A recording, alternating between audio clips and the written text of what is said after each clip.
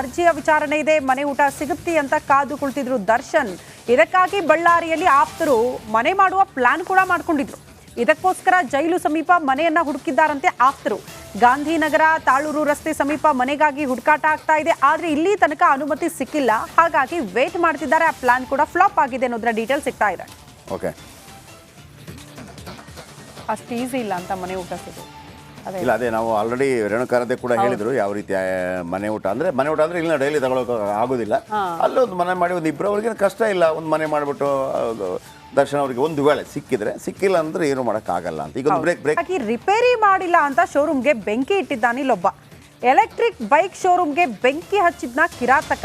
ಕಲಬುರಗಿಯ ಹುಮನಾಬಾದ್ ರಸ್ತೆ ಶೋರೂಮ್ನಲ್ಲಿ ಆಗಿರುವ ಘಟನೆ ಇದು. ಆರಂಭದಲ್ಲಿ ಶಾರ್ಟ್ ಸರ್ಕ್ಯೂಟ್ ಅಂತ ಹೇಳಲಾಗಿತ್ತಂತೆ, ಆದ್ರೆ ಪೊಲೀಸರ ತನಿಖೆ ವೇಳೆ ಬೆಂಕಿ ಹಚ್ಚಿದ್ದು ಪತ್ತೆಯಾಗಿದೆ. ಮೊಹಮ್ಮದ್ ನದೀಮ್ ಅನ್ನೋ ವ್ಯಕ್ತಿಯಿಂದ ಈ ಕೃತ್ಯ. ನಿನ್ನೆ ರಿಪಬ್ಲಿಕನ್ ಈ ಬಗ್ಗೆ ಸುದ್ದಿ ಮಾಡಿತ್ತು, ಬಟ್ ಶಾರ್ಟ್ ಸರ್ಕ್ಯೂಟ್ ಅಂತ ಹೇಳಲಾಗಿತ್ತು. ನೋಡಿ, ಇವತ್ತು ಸಿಕ್ಕಿರುವಂತ ಮಾಹಿತಿ ಪೊಲೀಸರ ತನಿಖೆಯಿಂದ, ಇಲ್ಲ ಬೈಕ್ ಸರಿಯಾಗಿ ಸರ್ವಿಸ್ ಮಾಡಿಲ್ಲ ಅನ್ನೋ ಕಾರಣಕ್ಕೆ ಒಬ್ಬ ಬಂದು ಬೆಂಕಿ ಇಟ್ಟಿದ್ನಂತೆ.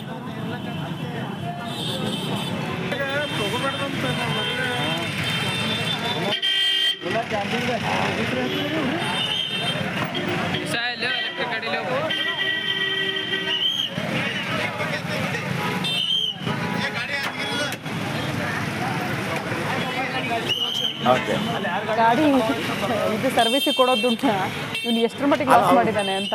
ಹೌದು, ಈಗ ಫುಲ್ ಈಗ ಅವನಿಗೆ ಈಗ ಖರ್ಚು ಕೊಡ್ತಾನಲ್ಲ, ಅದರಲ್ಲಿ ಕಾರ್ ತಗೋಬೋದಿತ್ತು. 7 ರಿಂದ 8 ಬೈಕ್ ಸುಟ್ಟೋಗಿದೆ. ಆಮೇಲೆ ಅಲ್ಲ, ಅಷ್ಟು ಬೇಗ ಹೆಂಗೆ ಬೆಂಕಿ ಇಟ್ಬಿಟ್ಟ ಅಂದ್ರೆ ಉಳಿದವ್ರು ಏನ್ ಮಾಡ್ತಾ ಇದ್ರು ನನಗೆ ಅರ್ಥ ಆಗ್ತಾ ಇಲ್ಲ. ಏನು ಫ್ರಸ್ಟ್ರೇಷನ್ ಅಪ್ಪ ಈ ಹುಡುಗರನ್ನ ಏನು ಅಂತ ಹೇಳೋದು. ಈಗ ಅವನ್ ತಪ್ಪೇ ಅದು. ಆಮೇಲೆ ಕೆಲವರಿಗೆ ಒಂದು ವಿಪರೀತ ಮೋಹ ಇರುತ್ತೆ ಬೈಕ್ ಮೇಲೆ ವಿಪರೀತ, ಹುಡುಗಿಗಿಂತಲೂ ಜಾಸ್ತಿ ಮೋಹ ಇರುತ್ತೆ ಕೆಲವರಿಗೆ, ಆಯ್ತಾ. ಆಮೇಲೆ ಅದಕ್ಕೇನಾದರೂ ಹೆಚ್ಚು ಕಡಿಮೆ ಆದರೆ ಅವ್ರಿಗೆ ಸಹಿಸ್ಕೊಳ್ಳೋಕ್ಕಾಗೋದಿಲ್ಲ. ಈ ಥರ ಮಾಡಿದ್ದಾನೆ. ಬಟ್ ನೋಡ್ಬೇಕು ಈಗ ಯಾವ ಶಿಕ್ಷೆ ಆಗುತ್ತೆ ಅಂತೇಳಿ. ಎನಿ ಹೌ ಆಯ್ತಾ, ಅವ್ರು ಸುಳ್ಳು ಯಾವಾಗ ಹೇಳಿದ್ರು ಏನು ಅಂತೇಳಿ ಇದು ಭಾಳ ಮುಜುಗರ ಆಗಿರುತ್ತೆ ಅವ್ರಿಗೆ. ಅಂದರೆ ಸರೆಂಡರ್ ಆಗಿ ಅಂತ ಹೇಳ್ಬಿಡ್ತಾರೆ. ಸರೆಂಡರ್ ಆದ ಹುಡುಗರಿದಾರಲ್ಲ, ಕೇಶವ ಮತ್ತೊಂದು 3 ಜನ, ಅವರಿಗೆ ವಿಚಾರಣೆ ಗೊತ್ತಿಲ್ಲ, ಸುಮ್ಮನೆ ಹೋಗಿ ಸರೆಂಡರ್ ಆಗಿದೆ. ಪ್ರದೋಷ್ ಹೇಳ್ತಾನೆ ನಾನು ಮಾಡಿಸ್ತೀನಿ ಅಂತ, ಗಿರಿನಗರದ ಹುಡುಗರನ್ನ ಕರೆಸ್ಬಿಡ್ತಾನೆ, 3 ಬಂದು ನೀವು ಸರೆಂಡರ್ ಆಗಿ ಅಂತ. ಈ ಕಥೆಯನ್ನೆಲ್ಲ ಅವ್ರಿಗೆ ಮೊದಲು ಹೇಳಿರ್ಬೇಕು, ಅದು ವೆರಿ ಇಂಟ್ರೆಸ್ಟಿಂಗ್. ಈಗ ನೋಡಿ, ಸಡನ್ ಆಗಿ ಓಡಕ್ಕೆ ಬಂದ್ರು, ಸತ್ತೋಗ್ಬಿಟ್ಟು ನಂತರ ನಿಮ್ದು ತಲೆ ಓಡಲ್ಲ, ಆಗಲ್ಲಪ್ಪ ಇವನಿಗೆ ಕಥೆ ಹೇಳಿ ನೀನು ಹೋಗು, ನೀನು ಹೋದ ನಂತರ ಹಿಂಗೆ ಹೇಳು ಅಂತ ಇವ್ರು ಹೋಗ್ಬಿಡ್ತಾರೆ. ಅಂದರೆ ಹೆಣ ಸಿಕ್ಕಿದ ನಂತರ ಹೆಣವನ್ನೆಲ್ಲ ಹಾಕಿದ್ದಾರೆ. ಅಲ್ಲಿ ಕೂಡ ವಿನಯದು ಮತ್ತೊಬ್ಬ PSI ಮಜಾ ಇದೆ. ಹೆಣ ಅಲ್ಲಿ ಸಿಕ್ತು, ಕಂಪ್ಲೇಂಟ್ ಕೊಟ್ಟರು, ಗೊತ್ತಾಗ್ಬಿಡ್ತು ಅವ್ರಿಗೆ, ಹೆಣ ಪೊಲೀಸ್ ಸ್ಟೇಷನ್ಗೆ ಗೊತ್ತಾಗಿದೆ, FIR ಆಯಿತು ಅಂತ. 4 ಜನ ಬರ್ತಾರೆ, ಸರ್ ಏನಾಯಿತು, ಕೊಲೆ ಆಗಿತ್ತು. ಹೌದಾ, ಯಾಕೆ ಕೊಲೆ ಮಾಡಿದ್ರಿ? ಇಲ್ಲ ಸರ್, 2.5 ಲಕ್ಷ ರೂಪಾಯಿ ತಗೊಂಡಿದ್ದೆ ಸರ್, ಕೊಟ್ಟಿರಲಿಲ್ಲ ಸರ್, ಅದಕ್ಕೆ ಕೊಡಿದ್ವಿ. ಓಕೆ ಸರಿ, ನಿಮ್ಮ ಮನೆಯಲ್ಲಿ ಗಿರಿನಗರ, ಅವನದು ಚಿತ್ರದುರ್ಗ ಗಿರಿನಗರ 2.5 ಲಕ್ಷ ಅವನು ಬಂದಿದ್ದು, ಇವನು ಹೋಗಿದ್ದು. ಓಕೆ, ಹೌದಾ, ಡೌಟ್ ಬರ್ತಿದೆಯಲ್ಲ, ಇವ್ರು ಯಾರು ಮೊದಲು ಆಮೇಲೆ ಕೊಲೆ ಎಲ್ಲೂ ನೋಡಿಲ್ಲಲ್ಲ, ಯಾವುದೇ ಕೇಸಲ್ಲಿ ಇಲ್ಲಲ್ಲ, ಮೊಬೈಲ್ ಕೊಡು ಅಷ್ಟೇ.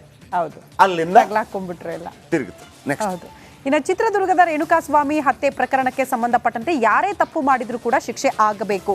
ನಾನು ಮತ್ತು ದರ್ಶನ್ ಒಳ್ಳೆಯ ಸ್ನೇಹಿತರು, ಆದರೆ ಕಾನೂನು ಮುಂದೆ ನಾವೆಲ್ಲರೂ ಕೂಡ ಒಂದೇ, ಏನು ಹೇಳೋದಕ್ಕೂ ಸಾಧ್ಯ ಇಲ್ಲ ಅಂತ ಮಂಡ್ಯದಲ್ಲಿ ಶಾಸಕ ದರ್ಶನ್ ಪುಟ್ಟಣ್ಣಯ್ಯ ಅವರು ಹೇಳಿಕೆ ಕೊಟ್ಟಿದ್ದಾರೆ. ಇಬ್ರು ಕೂಡ ಸ್ನೇಹಿತರು, ಹಾಗಾಗಿ ದರ್ಶನ್ ವಿಚಾರಕ್ಕೆ ಸಂಬಂಧಪಟ್ಟಂತೆ ಒಂದು ರಿಯಾಕ್ಷನ್ ಕೇಳಿದಾಗ ಅವ್ರು ಹೇಳಿರೋ ಮಾತು, ತಪ್ಪಿತಸ್ಥರು ಯಾರೇ ಇದ್ರೂ ಕೂಡ ಶಿಕ್ಷೆ ಆಗಲೇಬೇಕು ಅಂತ ದರ್ಶನ್ ಪುಟ್ಟಣ್ಣಯ್ಯ ಅವರು ಹೇಳಿಕೆ ಕೊಟ್ಟಿದ್ದಾರೆ.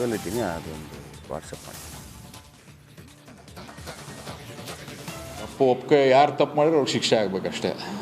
ಅದರಲ್ಲಿ ಯಾವ 2 ಮಾತಿಲ್ಲ. ಅವರು ಅದರಲ್ಲಿ ಏನಾಗಿದೆ ಅವ್ರು ಮುಂಚಿಂದನೂ ಹೇಳ್ತಾ ಇದ್ದಿದ್ದು ಅಷ್ಟೇ, ನಮ್ಮ ಸ್ನೇಹ ಡಿಫ್ರೆಂಟ್, ಆದರೆ ಲಾ ಮುಂದೆ ನಾವೇನು ಹೇಳೋಕ್ಕಾಗಲ್ಲ. ಫೈನಲ್ ಜಡ್ಜ್ಮೆಂಟು, ಅವೆಲ್ಲ ಡಿಸ್ಕಷನ್ಸು, ಅವೆಲ್ಲ ಆರ್ಗ್ಯುಮೆಂಟ್ಸು ಅವೆಲ್ಲ ಆಗಬೇಕಲ್ಲ. ಹಾಗೆ ಏನಾಗುತ್ತೆ ಅದನ್ನು ನೋಡಿಕೊಂಡು ಅದ್ರ ಮೇಲೆ ಕಾಮೆಂಟ್ ಮಾಡ್ತಾರೆ. ತಪ್ಪು ಒಪ್ಪಿಗೆ ಯಾರು ತಪ್ಪು ಮಾಡಿದ್ರೆ ಅವ್ರಿಗೆ ಶಿಕ್ಷೆ ಆಗಬೇಕಷ್ಟೇ. ಅದರಲ್ಲಿ ಯಾವ 2 ಮಾತು. ಶ್ರುತಿ, ನಿಮಗೆ ಆ ಸ್ಟೋರಿ ದಿವಸ ಗೊತ್ತಿರ್ಬೋದು. ಹೌದು, ಎಲ್ಲರೂ ಕಾಮಾಕ್ಷಿಪಾಳ್ಯ ಪೊಲೀಸ್ ಸ್ಟೇಷನ್ ಮುಂಭಾಗದಲ್ಲಿದ್ದರು. ಹೌದು, ಆದರೆ ದರ್ಶನ್ ಬಂದಿದ್ದಲ್ಲಿ ಅನ್ನಪೂರ್ಣೇಶ್ವರಿ ಯಾಕೆ ಅಂತ, ಅವತ್ತು ಯಾಕೆ ಹಿಂಗಾಯಿತು ಅಂತೇಳಿ ಆ ಕತೆಗೆ ಟ್ವಿಸ್ಟ್ ಇಲ್ಲದೆ ಹೇಳ್ತೀನಿ ಕೇಳಿ ವೀಕ್ಷಕರೇ. ಈ ಪಟ್ಟಣಗೆರೆ ಶೆಡ್ ಇದೆಯಲ್ಲ, ಪಟ್ಟಣಗೆರೆ ಶೆಡ್ RR ನಗರ ವ್ಯಾಪ್ತಿಯಲ್ಲಿ ಬರುತ್ತೆ. ಓಕೆ, ಅದರ ಪಕ್ಕದಲ್ಲೇ ಕೆಂಗೇರಿ ಮೋರಿ ಇದೆ. ಈ ಪಟ್ಟಣಗೆರೆ ಶೆಡ್, ಕೆಂಗೇರಿ ಮೋರಿ ಇದೆಲ್ಲ ಇದೆಯಲ್ಲ, ಅನ್ನಪೂರ್ಣೇಶ್ವರಿ ನಗರ ಠಾಣಾ ವ್ಯಾಪ್ತಿಗೆ ಬರುತ್ತೆ. ಓಕೆ, ಇಲ್ಲಿ ಕೊಂದಾದ ನಂತರ ಪ್ರದೋಷ್ ಅನ್ನೋನಿದಾನಲ್ಲ ಏನು ಮಾಡಬೇಕು ಅಂತ ಗೊತ್ತಾಗೋದಿಲ್ಲ. ವಿನಯ್ ಅನ್ನೋ PSIಗೆ ಫೋನ್ ಮಾಡ್ತಾನೆ. ಈ ವಿನಯ್ ಅನ್ನೋನು ಗಿರಿನಗರದಲ್ಲಿ ಮೊದಲು ಪೊಲೀಸ್ ಇನ್ಸ್ಪೆಕ್ಟರ್ ಆಗಿದ್ದ, ಆಗ ಅವರು ಫ್ರೆಂಡ್ಶಿಪ್ ಆಗಿರ್ತಾರೆ, ತಪ್ಪೇನಿಲ್ಲ. ಈ ಕೊಲೆ ಆದಾಗ ಒಂದು ಹೆಲ್ಪ್ ಕೇಳ್ಬಿಡ್ತಾನೆ PSIಗೆ. ಅವ್ನು ರಜೆಯಲ್ಲಿ ಏನೋ ಇರ್ತಾರಂತೆ ಅಥವಾ ಸಿಕ್ಕಿದಾರಂತೆ, ಹಿಂಗೆಲ್ಲ ಇದೆ. ಬಟ್ ಅವನೇನು ಹೇಳ್ತಾನಂತೆ, ಹೌದಾ ಸೊ ಕೊಂದುಬಿಟ್ರ, ನೀವು ಸರೆಂಡರ್ ಆಗಿಬಿಡಿ ಅಂತಾನಂತೆ. ಬಹುಶಃ ಸರೆಂಡರ್ ಆಗಿ ಅಂತ ಹೇಳಿದಾಗ ನೋಡಿ ಇವನೇ PSI ಇವನು ಹೇಳ್ತಾನೆ ಸರೆಂಡರ್ ಆಗಿಬಿಡಿ ಅಂತೇಳಿ. ಅವನು ಅಷ್ಟೇ ಹೇಳಿದ್ರೆ ಪ್ರಾಬ್ಲಮ್ ಆಗ್ತಾ ಇಲ್ಲ. ಇಲ್ಲಿ ಏನೋ ಒಂದು ಐಡಿಯಾ ಕೊಟ್ಟಿದ್ದಾನೆ ಅಂತ ಇವ್ರೇನು ಮಾಡ್ತಾರೆ, ಈ ಹೆಣವನ್ನು ನಿಮಗೆ ಹಾಕ್ಬೋದಿದ್ರೆ ಇಲ್ಲೇ ಹಾಕ್ಬೋದಿತ್ತು ಅಥವಾ ಸರೆಂಡರ್ ಅಲ್ಲೇ ಬಿಡ್ಬೋದು. ಅವ್ರೇನು ಮಾಡ್ತಾರೆ, ಸಿಕ್ಕಾಕೋತಾರೆ, ಬಾಸ್ ಗೀಸದೆಲ್ಲ ಗೊತ್ತಾಗ್ಬಿಟ್ಟು ಇದನ್ನು 4-5 ಕಿಲೋಮೀಟ್ರ್ ದೂರ ಇದ್ದು ಇವನ ಅಂಡರ್ ವ್ಯಾಪ್ತಿ ಬರುವಂತಹ ಕಾಮಾಕ್ಷಿ ಪಾಳ್ಯ ಪೊಲೀಸ್ ಸ್ಟೇಷನ್ ವ್ಯಾಪ್ತಿಯಲ್ಲಿ ಹಾಕ್ತಾರೆ ಆ ಹೆಣವನ್ನು. ಸುಮನಹಳ್ಳಿ ಕಾಲುವೆ. ಅಂದ್ರೆ ನಾನು ನೋಡ್ಕೋತೀನಿ ಅನ್ನೋ ಕಾರಣಕ್ಕಾಗಿ ಇವನ್ ರಜೆಯಲ್ಲಿ ಇರ್ತಾನೆ. ಅಲ್ಲಿ ಇನ್ನೊಬ್ಬ ಯಾರು ಗಿರೀಶ್ ನಾಯಕ್ ಅಂತ ಏನಿರ್ತಾರೆ, ಫೋನ್ ಮಾಡಿ ಹೇಳ್ತೇನೆ ಅಂತ ಇರುತ್ತೆ. ಆಮೇಲೆ ಈ ಕಾರ್ ಹೋಗುತ್ತೆ. ಕಾರ್ ಹೋಗಿ ಹೋಗಿ ಹೋಗಿ ಹೋಗಿ ಹೋಗಿ ಅಲ್ಲಿ ಯಾವುದರಲ್ಲಿ CCTV ಕ್ಯಾಮ್ರಾದಲ್ಲಿ ಕ್ಯಾಪ್ಚರ್ ಆಗಿರುತ್ತೆ. ಅದನ್ನ ಇವ ತೆಗೆದು ಪ್ರದೋಷ್ಗೆ ವಾಪಸ್ ಕಳಿಸಿರ್ತಾನೆ. ಪ್ರದೋಷ್ಗೆ ವಾಪಸ್ ಕಳಿಸಿರ್ತಾನೆ. ಇಲ್ಲಿ ಆಮೇಲೆ ಏನಾದ್ರು ಉಲ್ಟಾಗೋಯ್ತು, ಎಲ್ಲಿ ಫೋನ್ ಗಿನಂತ ಆಮೇಲೆ ನಿಮ್ಮ ಕೈಯಿಂದ ಹೊರಟೋಗ್ಬಿಡ್ತದು. ಸೊ ಹಾಗಾಗಿ PSI ವಿನಯ್ ಇದರಲ್ಲಿ ಸಿಕ್ಕಾಕೊಳ್ಳುವಂಥ ಎಲ್ಲ ಸಾಧ್ಯತೆಗಳಿದೆ. ಮತ್ತೊಂದು ಕಡೆ ಆ ವ್ಯಕ್ತಿಯ ಜಾತಿ ಕಾರಣಕ್ಕಾಗಿ ಆತನ ಉಳಿಸುವ ಪ್ರಯತ್ನಗಳಾಗ್ತಾ ಇದೆ. ಅದೇನಾದರೂ ಆ ಕಾರಣಕ್ಕಾಗಿ ಎಂಥದ್ದೇ ಅಪರಾಧಿಗಳನ್ನು ಆರೋಪಿಗಳನ್ನು ಉಳಿಸುವಂಥ ಪ್ರಯತ್ನಗಳಾದರೆ ಮುಂದೈತೆ ಮಾರಿ ಹಬ್ಬ.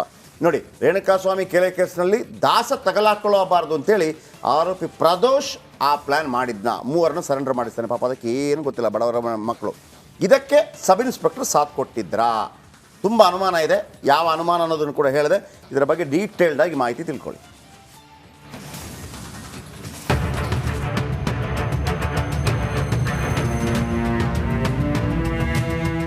ರೇಣುಕಾಸ್ವಾಮಿ ಕೊಲೆ ಕೇಸ್ನಲ್ಲಿ ಡಿ ಗ್ಯಾಂಗ್ನ ಕ್ರೌರ್ಯಗಳು ಬೆಚ್ಚಿ ಬೀಳಿಸಿವೆ. ಆದರೆ ಕೊಲೆ ಪ್ರಕರಣದ ಹಿಂದೆ ಸಬ್ ಇನ್ಸ್ಪೆಕ್ಟರ್ ನೆರಳು ಇದೆಯಾ ಎಂಬ ಅನುಮಾನ ಕಾಡ್ತಿತ್ತು. ಯಾಕಂದ್ರೆ ತನಿಖೆ ವೇಳೆ PSI ವಿನಯ್ ಮೂವ್ಮೆಂಟ್ ಅನುಮಾನ ಮೂಡಿಸಿತ್ತು. ಮಧ್ಯರಾತ್ರಿ PSI ವಿನಯ್ ಪ್ರದೋಷ್ ಭೇಟಿ. ಕೇಸ್ನಿಂದ ದರ್ಶನ್ ತಪ್ಪಿಸೋಕೆ ಪ್ರಯತ್ನನ? ಹೌದು, ರೇಣುಕಾಸ್ವಾಮಿ ಕೊಲೆ ಬಳಿಕ ಹೇಗಾದ್ರೂ ಮಾಡಿ ದರ್ಶನ್ನನ್ನ ಇದರಿಂದ ತಪ್ಪಿಸಬೇಕೆಂದು ಆರೋಪಿ ಪ್ರದೋಷ್ ಪ್ರಯತ್ನ ಪಟ್ಟಿದ್ದಂತೆ. ಹೀಗಾಗಿಯೇ ಕಾಮಾಕ್ಷಿ ಪಾಳ್ಯ ಪೊಲೀಸ್ ಠಾಣೆಯ ಸಬ್ ಇನ್ಸ್ಪೆಕ್ಟರ್ ವಿನಯ್ಗೆ ಮೀಟ್ ಆಗಿ ಮಾತನಾಡಿದಂತೆ. ನಾಗರಬಾವಿ BDA ಕಾಂಪ್ಲೆಕ್ಸ್ ಬಳಿ ಮಧ್ಯರಾತ್ರಿ 2:30 ಸುಮಾರಿಗೆ ಪ್ರದೋಷ್ಗೆ ಇನ್ಸ್ಪೆಕ್ಟರ್ ವಿನಯ್ ಭೇಟಿಯಾಗಿದ್ದ.